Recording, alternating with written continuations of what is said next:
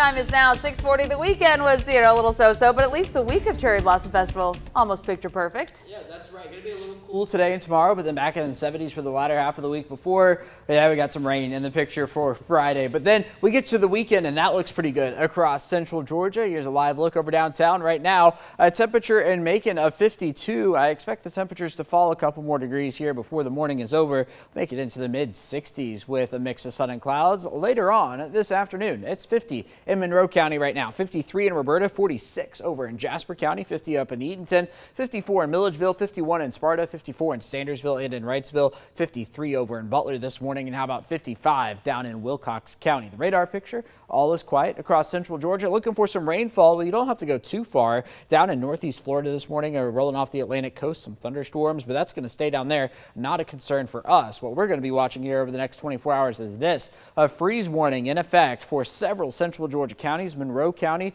over to Baldwin County, over towards Washington County, but this is not going to be a hard cutoff type of situation. It's not going to be below freezing in Milledgeville, but above freezing in Macon. So if you're in Bibb County, Crawford, Peach, Houston, over towards Twiggs and Wilkinson, Johnson, maybe even Lawrence County, I still think it's possible to get down to that freezing mark. In fact, tomorrow morning, forecasting an overnight low temperature of 31 in Macon. But we're going to be watching to see how long we stay below freezing. Luckily for the moment, I don't think we're going to spend several hours below freezing, below that 32-degree mark. So that's important to note for all the farmers out there. Temperatures getting into the 60s this afternoon. We'll see the sun prevail by the time we get to 3-4 o'clock, looking at more sun than clouds by that point. And that's what sets the stage for the big cool down here through the overnight hours. Now, by the time we get to tomorrow morning, yes, temperatures are going to be near freezing, but this blue number you see here, that's going to be the wind chill for all of these cities. How about 23? That's what it feels like in Forsyth walking out the door at 7 a.m. tomorrow morning. 24 in Butler, 27 in Warner Robins and in Macon, 28 over in Dublin and down in Vidalia.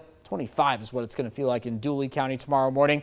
We look at clear conditions there as we roll our way through the day tomorrow, and then really for the rest of the week until we get to Thursday, looking at the cloud cover building back in before some widespread showers by the time we get to Friday, according to the GFS of the European model. But the good news is both models get all of the rain out of here for Saturday, and that will translate into Sunday as well. So the tree pollen, that remains high. The grass pollen, that's in the moderate range. Not looking at any weed pollen just yet, but man, that tree pollen is really driving my allergies right now. I woke up this morning, I was like, oh yeah, got to take that allergy medicine because I forgot over the weekend. Spring officially begins tomorrow. That's going to be astronomical spring, and then yeah, it's kind of hard to believe with the temperatures, right? Getting down into the 30s and feeling like the 20s tomorrow morning, but yes, that is going to be when the vernal equinox happens. Yesterday made it to 67. Over at the airport, picked up 0.72 inches of rain. Not expecting to see any of that today nor tomorrow. 62 the high temperature there, 72 for Wednesday.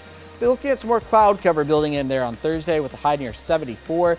There's that 60% chance of rain on Friday. Clearing out for the weekend with highs back in the 70s.